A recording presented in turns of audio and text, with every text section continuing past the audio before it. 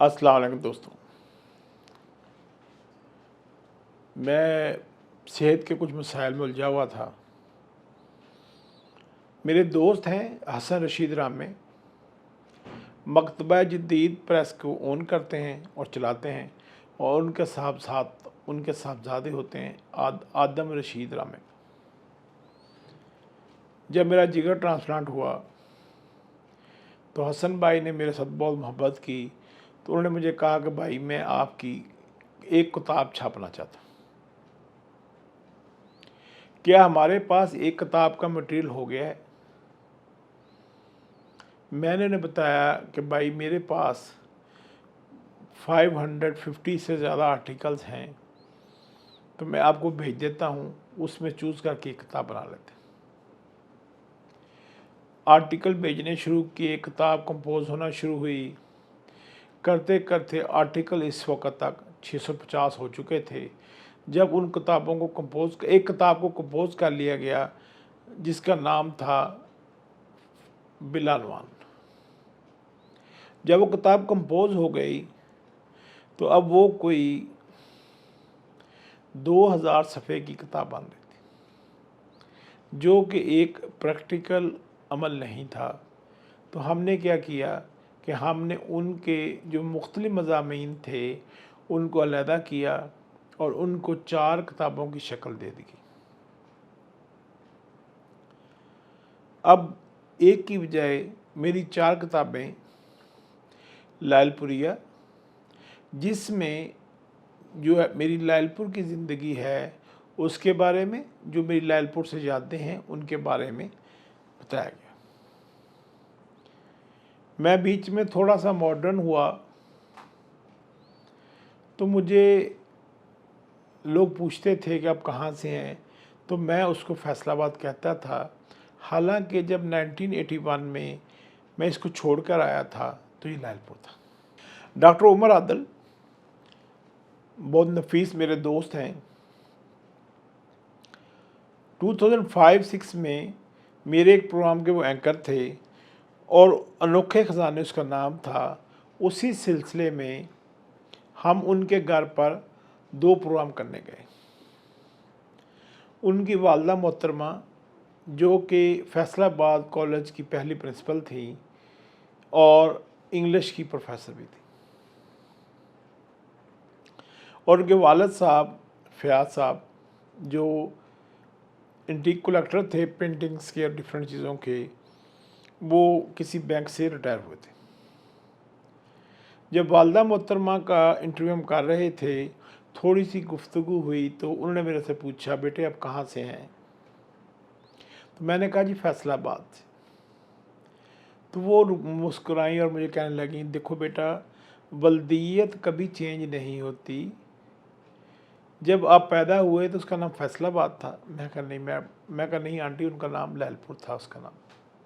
तो कहने लगी कि लालपुर ही रहेगा। तो मैंने उसके बाद 2021 में एक एग्ज़िबिशन की लालपुर में स्टोरी आर्ट गैलरी में, और मैंने उसको लालपुर ही प्रोनाउंस किया। बल्कि जब मेरी 2005 से ऑनवर्ड जो ज़िंदगी है उसमें मैंने सबको ये बताया कि मैं लालपुर से हूँ, क्योंकि जब तक मैं वहाँ था तो मैं लिखता था 258 रेबे फराला, तहसील व ज़िला लालपुर।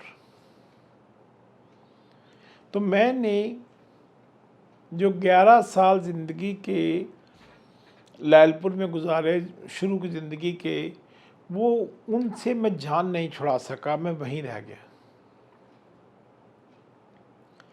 डॉक्टर फ़ारूक आदल हैं, बहुत बड़े मुसन्नफ़ हैं, राइटर हैं। उन्होंने इसका पेश लफ्ज़ लिखा और हमने लालपुरिया के नाम से एक किताब, जो पहली किताब थी, उसको बनाया। लालपुरिया मेरी बचपन की कहानियाँ, लालपुर क्या है, लालपुर का मिजाज क्या है, मेरी ज़िंदगी के वो सारे वाक़यात, मेरी फैमिली में जो लोग हुए, उनमें से जो वफ़ात पा गए, उन सारों के बारे में मैंने इन्फॉर्मेशन दी। इसमें घंटाघर बाज़ार जो है, जिसके मुख्तलिफ बाज़ार हैं, उसके बारे में भी मैंने बताया कि उसकी ख़ासियत क्या है। और उसी से मैंने शबीह दी कि जो फैसलाबाद के लोग हैं, जिनको हम लैलपुरिये कहते हैं, जो लैलपुरी हैं, उनके दिल के अंदर भी, लोगों के दिल में 4 वाल होते हैं, लेकिन जो लैलपुरी हैं उनके दिल में भी घंटाघर की तरह ज़्यादा रास्ते हैं, जिसमें हर आने वाले को वो वेलकम करते हैं और किसी का रास्ता बंद नहीं करते। आप एक तरफ से आएँ तो दूसरी तरफ चले जाते हैं। अगर आप लैलपुर को जानना चाहते हैं तो ज़रूरी है कि आप भी लैलपुरिया को, जो मेरी किताब है जो पब्लिश हो चुकी है, इसको पढ़िए और जानिए कि लैलपुर जो है, वहाँ पे लोग जो है वो नफ़रत नहीं फैलाते, वो सबको मुस्कुराने पे मजबूर कर देते। लैलपुर के पानी में शामिल है कि आप अगर किसी को कोई बात कहते हैं तो उसका फ़ौरन जवाब आता है। और एक गेम होती है जिसको 12 टहनी कहते हैं, ये शतरंज वगैरह की माँ है। 12 टहनी जो है वो ज़मीन पे कहीं पे भी आप उसको बनाकर खेल सकते हैं, पत्थरों से भी खेल सकते हैं, गोटियों से भी खेल सकते हैं। जो 12 टहनी है ये आपको सिखाती है कि आप जब मुख्तलिफ़ अतराफ़ से हमला होता है तो आप उनसे सेव कैसे रहते हैं और हमलावर को कैसे शिकस्त देते हैं। यही 12 टहनी जो है हर लैलपुरिये की ज़बान में आपको नज़र आती है, क्योंकि अगर हम कहें कि फैसलाबाद या लैलपुर का बेसिक खेल क्या है तो आप कहेंगे 12 टहनी, कि जब ये चाल चलेगा तो आगे से मैंने क्या बात करनी, जब ये कोई बात करेगा तो इसमें मैंने जवाब क्या देना है। तो उसके कई स्टेप नज़र आते हैं। लैलपुर की मुख्तलिफ़ यूनिवर्सिटीज़ में मैं हर साल पढ़ाने भी जाता हूँ। NTU है, फिर उसके बाद फाज यूनिवर्सिटी है, क्योंकि मेरा शहर है उसका मेरे पे हक है। मेरी एग्ज़िबिशन लैलपुर में हुई, उसकी रीज़न भी ये थी कि मैंने जो जहान देखा उसको मैं इकट्ठा करके 400 फ्रेमों की शक्ल में लैलपुर ले गया और लैलपुर के लोगों को मैंने दावत दी, बड़ी खुशदिली से आए और मैंने उनको दिखाया कि दुनिया कैसी है एक लैलपुरिये की आंख से। मुझे पता है कि जब भी लैलपुर की तारीख़ लिखी जाएगी तो मुझे बहुत उम्मीद वासक है, इंशाअल्लाह ताला इस लैलपुर के फरजंद का नाम भी उसके अंदर लिखा जाएगा कि एक मोहम्मद अज़हर हफीज़ लैलपुर से हुआ है, जो फ़ोटोग्राफ़ी में नाम कमाते कमाते 4 किताबें भी लिख गया। मैं इस वक्त पाकिस्तान टेलीविज़न के लिए कंप्यूटर ग्राफिक्स और कंप्यूटर एप्लीकेशन को देखता हूँ और उसमें अपनी खिदमत सर अंजाम देता हूँ। लेकिन जो लैलपुर है, जैसे लोग कहते हैं कि जिन्हें लाहौर नहीं वेखा जमया नहीं, तो मेरा ख्याल है कि अगर आप अपने आप को गुड़ती देना चाहते हैं या आप बोलना सीखना चाहते हैं तो लैलपुर ज़रूर जाएं। लैलपुर के लोग बहुत मीठे हैं, वहाँ की ज़बान मीठी है, वो मजाक करते हैं, तंज नहीं करते। जब भी मैं लैलपुर जाता हूँ तो मैं मुख्तलिफ़ चीज़ें सीख के आता हूँ। मुझे याद है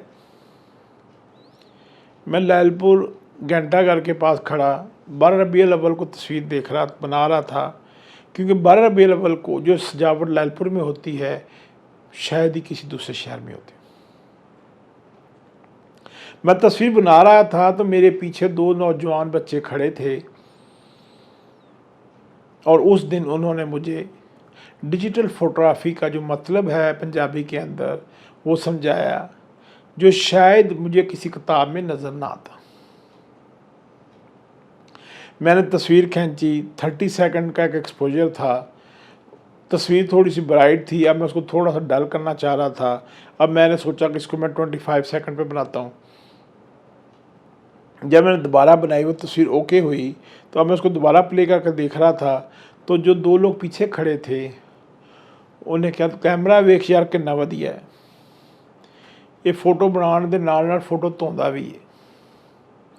तो मैंने पहली दफ़ा डिजिटल फ़ोटोग्राफ़ी का जो मतलब था वो पंजाबी में सुना और मुझे बड़ा अच्छा लगा कि डिजिटल कैमरा वो कैमरा होता है जो तस्वीर बनाने के साथ साथ आपको धोकर दिखा भी देता है। क्योंकि पहले फ़िल्म आप लेते थे, उसके नेगेटिव होते थे, फिर उसकी प्रोसेसिंग होती थी और प्रिंट हमारे पास आता था।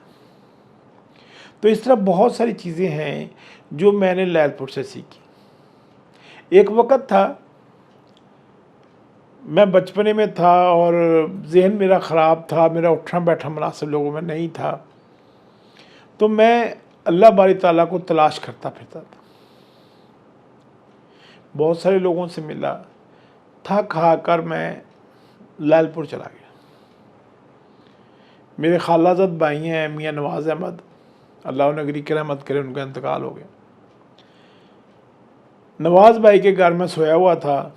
मेरे दोस्त भी थे, वो हमेशा मुझे नंबरदार या सजना कह के बुलाते थे। जब भी मैं कोई आर्टिकल लिखता था तो सबसे पहले उन्हीं का मैसेज आता था, सजना आज उदास क्यों है, ऐसे ना किया कर। तो नवाज़ भाई के घर में लेटा हुआ था तो मुझे आके किसी ने गले लगाया। तो मैंने आंख खोली तो नर्सरी क्लास की बच्ची जो माशाल्लाह बड़ी हो गई है, उसकी शादी हो गई, आयशा नवाज़, वो थी।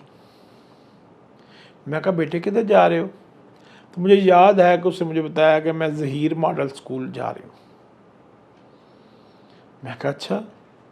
अब मैंने वही सवाल उससे पूछा जो मैं सबसे पूछता आ रहा था, जिसका मुझे जवाब नहीं मिल रहा था।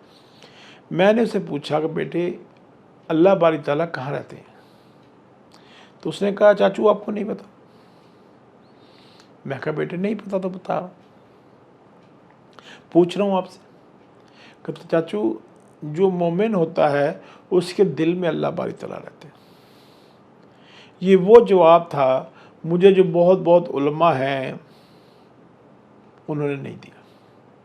मैं आयशा की आज भी एहतराम करता हूँ, मेरी भतीजी भी है, मेरी भांजी भी है, क्योंकि उसकी माँ भी मेरी कज़न है, कि उसने मेरा एक मसला हल किया और मुझे अल्लाह से मिला दिया। फिर मैंने अपने दिल को इस काबिल किया कि अल्लाह उसमें रहना शुरू कर दें और मुझे लोग मोमिन समझना शुरू कर दें। इस तरह बहुत सारी चीज़ें थीं जो मैंने लैलपुर में जाके एक्सप्लोर की। अमानुल्लाह साहब और बहुत सारे लोग लैलपुर के हवाले से मुख्तलिफ लतीफ़े सुनाते हैं। मैं भी सुनता हूँ, हंसता हूँ। अभी आपको मज़ेदार बात बताऊँ कि बहुत सारे लतीफ़े इस्लामाबाद में लोग हमें वो सुनाते हैं जिन्हें वो नया समझते हैं और उनका ख़्याल है कि ये बहुत बड़ी जोगत है। जो मुझे याद पड़ता है, गांव में जो स्कूल था, क्लास 2 में या क्लास 3 में वो हमने लतीफ़े सुने हुए थे, यानी सिलेबस में शामिल थे। तो हंसी आने की वजह सीरियस रहते हैं तो कहते हैं आपको ये समझ नहीं आया। मैं कहा यार असल में ये पुराना बहुत है, आप तक इसको पहुंचने में बहुत साल लग गए। वो कहता कितने साल लग गए? मैंने कहा 35-40 साल लग गए। अभी तो बड़ा स्पेस का दौर है। और फिर कुछ ना लतीफ़े माचसों पे आना शुरू हो गए। वो माचसों वाले लतीफ़े भी अभी इंडिया के बहुत बड़े बड़े फ़नकार जो सुना रहे हैं और पाकिस्तान के फ़नकार भी सुना रहे हैं। तो मैं मुस्कुराता रहता हूँ उनको देख के। उस लतीफ़े को उनको सुनाने पर नहीं मुस्कुराता, बल्कि मुस्कुराता हूँ जब वो मैंने सुना था। मैंने अपना घर थोड़ा सा एक्सटेंड किया, जहाँ मैं रहता हूँ मेरे वालिद साहब का घर है। तो उसका जो प्लस्तर करने वाला था वो थोड़ा सा नामुनासिब आदमी था, तो वो उतना अच्छा प्लस्तर नहीं करके गया। तो मेरे एक कज़न आए तो मुझे कहने लगे वीरे जो तो इन्ने पैसे लाए सी तो प्लस्तर किसी मिस्त्री को करा लेना सी, आप करने की ज़रूरत सी। तो ये ऐसी चीज़ें हैं जो ज़िंदगी में मुस्कुरा देता बंदा। तो मेरा ख्याल था कि वो देख के कहेंगे यार बड़ा अच्छा घर बनाया है, तो उन्होंने बड़े अच्छे तरीके से मुझे बता दिया कि जो प्लस्तर है ये ठीक नहीं हुआ। आप ये सब जान सकेंगे कि लैलपुर में मैंने क्या क्या देखा। मेरा जिगर ट्रांसप्लांट हुआ, उसको भी इस किताब के अंदर लिखा। 600 कुछ सफ़ात की ये किताब है जो आपको आसानी से अवेलेबल हो सकेगी जब आप मुझसे रब्ता करें। मैं इसके लिए आपको अपना फ़ोन नंबर दे दूँगा, मेरे इस पे डिस्प्ले हो जाएगा, जिस पे आप मुझसे रब्ता करके बज़रिया डाक इस किताब को मंगवा सकते हैं। इस किताब को हासिल करने के लिए आप HBL का अकाउंट और जैज़ कैश दोनों इस्तेमाल कर सकते हैं, तो वो हम आपको इस वीडियो के ऊपर मेंशन कर देंगे। अगर आप लैलपुर के बारे में जानना चाहते हैं तो मेरी इस किताब को, जिसका नाम लैलपुरिया है, इसको ज़रूर पढ़ें। और मज़ेदार बात यह है कि इसको लिखते हुए मैं 8वीं जमात से लिख रहा हूँ। लिखते हुए अब मैंने इसको पढ़ना शुरू कर दिया और मुझे दोबारा पढ़ते हुए भी बहुत सारी बातें नहीं लगती। अगर आप भी कुछ नया जानना चाहते हैं तो लैलपुरिया को ज़रूर पढ़िए। अस्सलाम वालेकुम।